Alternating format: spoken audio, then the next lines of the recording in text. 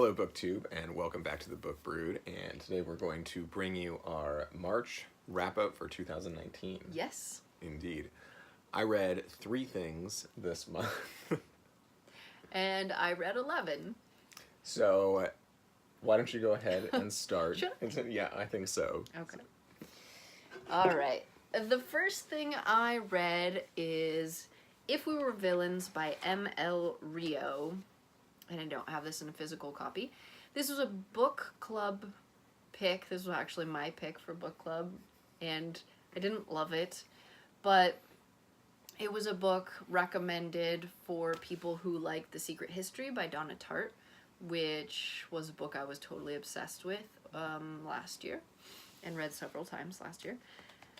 This one follows a group of acting students who are studying Shakespeare in college, and there's a murder that happens, and it's a story told from the point of view of Oliver Marks, who just got out of prison after serving 10 years for murder, and he's telling the story because the old detective, who's now retired, doesn't believe that Oliver actually committed the murder, and he wants to know the truth behind everything.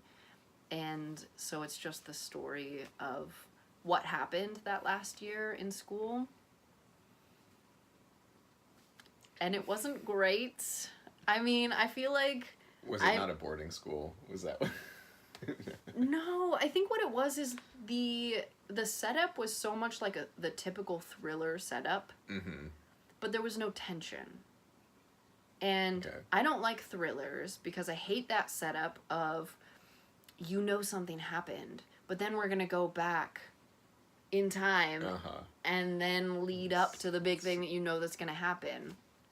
And I don't care. Like, you know already who served the time, and within like a quarter of the book, it's so obvious who actually did it and why everything happened and who I mean, it's not a mystery, and it's not, there was not enough substance there to keep me involved in the story. I think the only redeeming qualities it had was there were 2 specific instances where it showed the acting students performing Shakespeare, like, on stage.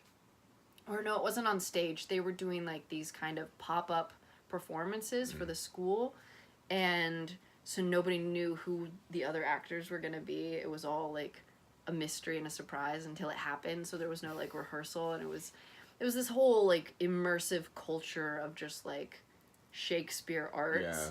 and, like, everyone's so sunk into Shakespeare and obsessed and blah blah blah.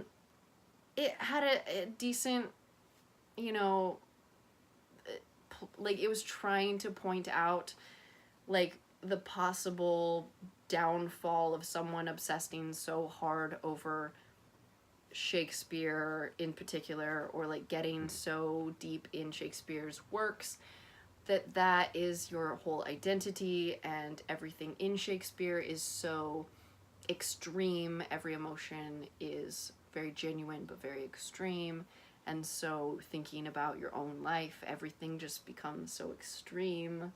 Mm-hmm. And it was trying to say that I guess you can murder people if that's where your head is. I don't know. I didn't get it. Like, it wasn't I didn't think it was the same as A Secret History at all, or The Secret History, but anyways, that was a thing. All right. That I read. Good job on your first Thank book club you so much. pick that you got. Amy called Oliver a turnip. She said he was such a pushover and such a lackluster character that he was a turnip. Okay, the next thing I read was an illustrated book of bad arguments by Ali Almasawi. Yeah. That's it. I picked this up on, I think it was Book Outlet, just because it sounded cute, and it's like this little illustrated, it has different, this is argument from consequences, and there are different, like, equivocation, and it shows Interesting. the idea behind it is adorable, right? The subtitle is Learn the Lost Art of Making Sense. But the actual it doesn't flow together. It didn't teach me anything that I really didn't know already. It was basic common sense. Okay. It was like, you would think because they reuse the same characters in their little illustrations that they would try and have some sort of a storyline go through with, you know, illustrating the different types of arguments and everything, but it doesn't. It's not cohesive at all. It's just randomly, it's like throwing spaghetti at a wall and seeing what sticks, and it just it was just a hot mess, really. And I don't know who the target audience for this is, because it doesn't teach anything, and it's not clear. Would you say it's middle grade, maybe? No, because the language,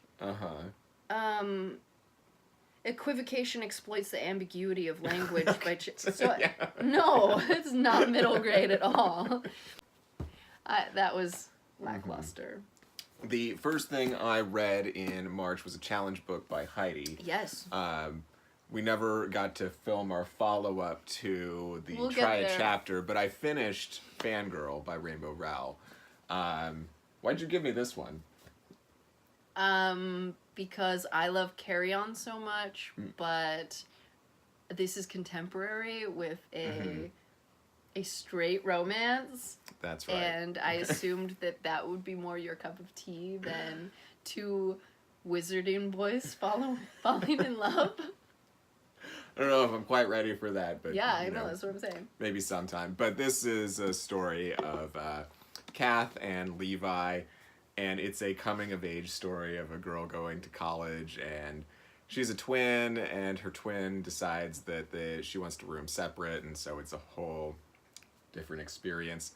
There's a whole adventure of mental health with their father, and she's a fan fiction writer, and, you know, being able to separate who she is as the fan fiction author and who she is in real life, and navigating love in the real world as opposed to writing it in fan fiction. I like this enough. I got to like it more as it went on. At the beginning of this book, Cather is just like insufferable almost, which is maybe just more credit to Rainbow Rowell in having an evolving character, you know.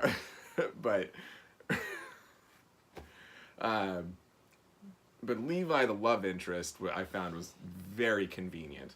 He was just delivered to her on day one, almost page one of this book. But you know, whatever. He didn't really have a lot of change in his personality. No, he was kind of always just the just perfect being like throughout. And who knows, maybe that's to say, you know, how, you know, we can idolize our partners in young adulthood or something. Who knows? Wow, maybe it's not that deep. That's looking into it a lot deeper than I was giving it credit for, but okay, sure. Anyway, probably the one thing that really helped me get through this book was the character Reagan, Cather's roommate, because she was actually saying all the things I was thinking about how pathetic Cather is, and how she feels so sorry for her because she just does not know how to human so bad. And so, it was a fine read. Yeah. I liked how her roommate thought twins were creepy, and she didn't want both twins to be in the That's same right. room at the same time. Yeah. Okay, the next thing I read was I'm constantly rereading this series because I'm obsessed. Divide and Conquer by Abigail Rue, which is book 4 in the Cut and Run series, which I've read like 5 or 6 times now. I'm rereading Claymore and Arpeggio Blue Steel all the time. So Yeah? So I get it. Awesome. It's surprising to me that I still, like, I appreciate these more and more as I'm rereading them instead of less. So my next one, my thoughts are kind of jumbled on this one, but the next thing I read was The 7.5 Deaths of Evelyn Hardcastle by Stuart Turton. Apparently in Europe it's just The 7 Deaths of Evelyn Hardcastle, but here in the States they changed it to The 7.5 Deaths. I don't know why. But anyways, this is an interesting story. This is kind of like... It felt very much somewhere between Black Mirror and Downton Abbey for me. This is a story about a person who wakes up in a different body every day for 8 days. And they are... it's the same day, so it's kind of like Groundhog's Day, but they're in a different body. They're stuck in this one, like, large mansion estate, and they're trying to solve a murder. They know who's going to be murdered, and they're in different people's bodies, so they're seeing different interactions, and they're in different places at different times. They're trying to solve the thing, right? But every time they're in a new body, they have to kind of fight for control of the body because they have a little bit of, like, they absorb kind of a bit of the personality of the person that they're in. So that premise I really, really enjoyed. It got confusing because the days weren't linear. They were the first couple of days, and then it started getting to the point where if the person's body either goes unconscious or falls asleep or dies, then they're kicked into another body. And so it had a bunch of bouncing back and forth. Like, the person got put in, like, the body of an old person who falls asleep a lot, right? So every time that person would fall asleep, they'd get kicked into someone else's body. So then they're kicked into this body of someone who is beat up and is medicated and is losing consciousness all the time. And so they're ping-ponging back and forth between these few different days and a few different bodies, but it's not linear, and sometimes it's morning and sometimes it's evening and blah blah blah.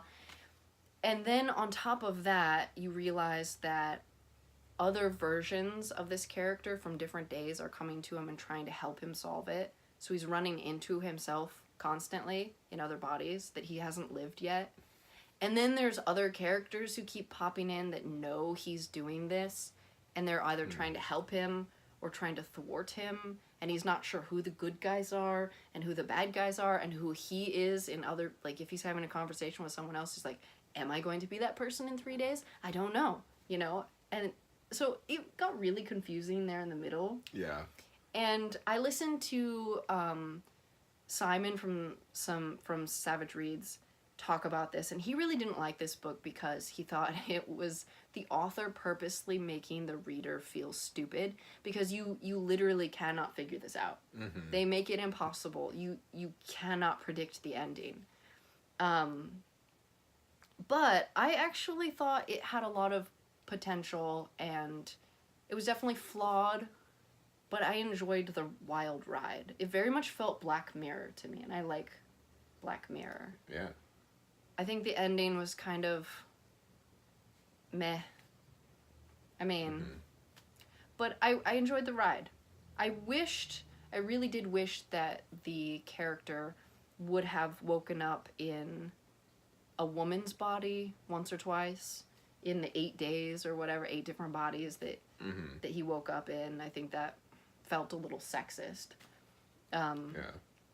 But anyways, that was my confusing, rambly wrap-up. Hey. I enjoyed the ride, but I can see why it's not for everyone. Armed and Dangerous, Yes. Book 5 of Cut and Run by Abigail Rue. I actually finished this in 2 days. Good work. I didn't realize that I just flew through it so fast, but obviously I love the series. Next thing I read in March was Positive by David Wellington. This was another challenge book that you gave me. You're just reading all my challenge books. That I finished. The chapters were so short in this, so while I was doing try a chapter while I was working or playing a video game or something, I read like 30 chapters, so I decided to just finish it. When you get that far in. This was a zombie story. There's nothing really all that original in this when it comes to zombie stories. The protagonist is Finnegan. There's really nothing special about Finnegan that really stands out in this story. Is he a turnip? He is whatever the story needs to be to move to the next moment. Okay. Which is any story, I guess. This is I don't know why you wanted me to read this, but you read this twice, didn't you? 1.5 times. 1.5 times, okay. Yeah. But you were reading a Goodreads review to me where it was just, see Finnegan do this, see Finnegan do that, see Finnegan do, and that's true. That's very much how this book goes. So, is it horrible? No. Is it groundbreaking? No. So that was positive by David Wellington. I recommended that one because I had an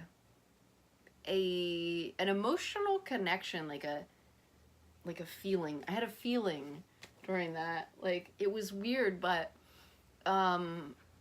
towards the end, like, spoilers, I guess, when they build their own little town or whatever, and they almost starve to death, and then they're able to come back, and they, have a kid, and there's a little bit of hope, and there's like, I don't know, there was something about the idea of bringing a kid into this world where at any moment, like, your parents or your friends could just turn into zombies. Yeah. Okay. After I read The 7.5 Deaths of Evelyn Hardcastle, that book was so confusing and I felt so lost, but like I stuck with it and it challenged my mind in a weird sort of way, and I was just totally in the zone. And I decided to kind of stick with that and pick up a book that has been intimidating me for so incredibly long. And I was just like, let's just go for it. I'm in that headspace. Let's do it. And so I picked up Cloud Atlas by David Mitchell. And this book has been on my shelf for years, just staring me down, because the movie was amazing, but so intimidating to me to get into. It took me like watching it 2 or 3 times to kind of piece together the storylines and who was who, and why are these stories connected and everything, because there's like 6 or 7 timelines going on in here, and the movie like divides them up into small tiny little chunks and just like bam bam bam bam, like throws them together all piecemeal. Right. It makes sure that a climax comes all at once at all of the stories at the same time. So it has to piecemeal it out. Right. All the way, to the end. And I thought that was really cool when I watched it. But then after reading the book and then trying to watch the movie again, I couldn't get through the movie. The book makes so much more sense. So what the book does is it starts at the guy who's dying on the boat, right? And then it goes to the musician, and then it goes to the reporter, and then it goes to the clone person, right? Oh. Sumi. Uh-huh. And then it goes to like the future. Oh wait, no, I missed one. No, the author or whatever. The author, yes. Yeah. So the author is after the reporter. Mm-hmm. And then you've got Sumi, and then you've got the future with the weird slang, right? Mm-hmm. So in the book, it goes that order, and then it goes back. So it's got one long section of the future people with the weird slang. Oh, yeah. And then it goes backwards. Then you've got Sumi again, Sunmi, or whatever. and then the author, reporter, musician, and then the sailor dude, and that's it. Okay. So each section only has 2, except for the future, and that's only got the 1. Mm-hmm. And the stories blend together so nicely. They flow. You understand why each story is connected. Because in the movie, I never understood, why is the author there? He makes no sense. And even the reporter was, like, wishy-washy. Uh-huh. But in the book, they all, like, the reporter is investigating the big thing that makes the whole world collapse, that eventually ends up, you know, and anyways, they all connect better, and it was so much better in book form. And then I read the first two Lemony Snicket series of unfortunate events, A Bad Beginning and The Reptile Room. I was watching, oh my god, who was it? Cheyenne. I cannot remember her channel name. Do you remember what her channel name is? Oh my god, I'll link it. I will definitely link it, because she's been wrapping up a bunch of middle grade that she's got left over from her childhood. She never threw away her old book, or got rid of her old books. Oh, that's really cool. Yeah. Yeah. And so she did a huge series wrap up of the unfortunate events, and she convinced me to pick them up. And I'm really glad I did, because I loved these. And I got the next 2 from the library, and I will definitely be continuing. I love how accessible they are, even as an adult. And the overall theme is just, like, it's telling kids, you know, life often sucks. And there's not much we can do about it. But there are other people who have shitty lives, and there's nothing they can do about it either. Like, basically, you know, we're here for you. Like, we can't actually do anything, but, like, we are also suffering, and it'll get better, hopefully. Maybe. I mean, we hope it'll get better for you, but, you know, life sucks, and try and keep your chin up. Okay, the next thing I picked up was Slaughterhouse-5, or The Children's Crusade by Kurt Vonnegut. I know you really enjoyed this book. I did, because the way his perspective of life was so different from everyone else, and how everyone else perceived him while he bounced, especially his children. How much his children just almost despised him. Yeah. Because he was so distant from that reality of, or that point in his life. Yeah. Yeah. Anyway, that might have gotten into too many No. stories.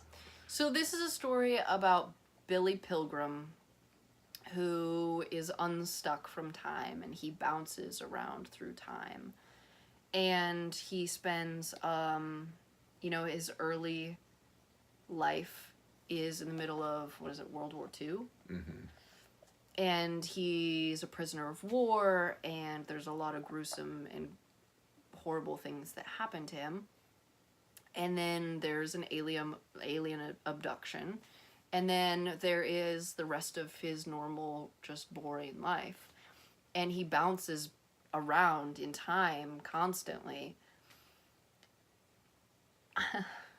I think that if I would have read this earlier, before I had read a lot of other things, before I had watched a lot of other things, before I had seen time travel done so many different ways, Yeah. I would have appreciated this more. But as is, I did not connect to this story at all. I got, like, nothing out of this story. And the entire time I was reading it, I kept thinking, like, well, that doesn't make sense. Like, I can totally suspend my reality in that, like, the aliens and the time travel and the bouncing around. I can go with that. But the logistics of him bouncing around back and forth in his own life doesn't make sense to me, because how can you have a linear timeline of just bouncing in for 5 minutes here and then 30 minutes there and then a week here and then like how would it all connect to if make an actual done it all once before at least, right? Yeah. I mean, so as I was trying to make notes, I wrote down a couple of other, so like the time traveler's wife, they did time travel, that's Audrey Niffenegger. She had it as the guy had multiple bodies every time he traveled in time. Yeah. And then also the movie The Butterfly Effect. What they did in there was the guy had blackouts.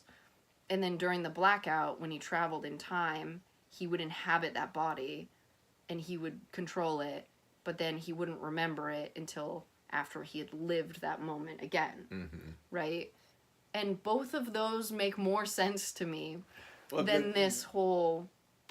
Yeah, so that's, either treat time as one linear line that can circle back over and over again, or it needs to create a new thing each time. Yes. Yeah.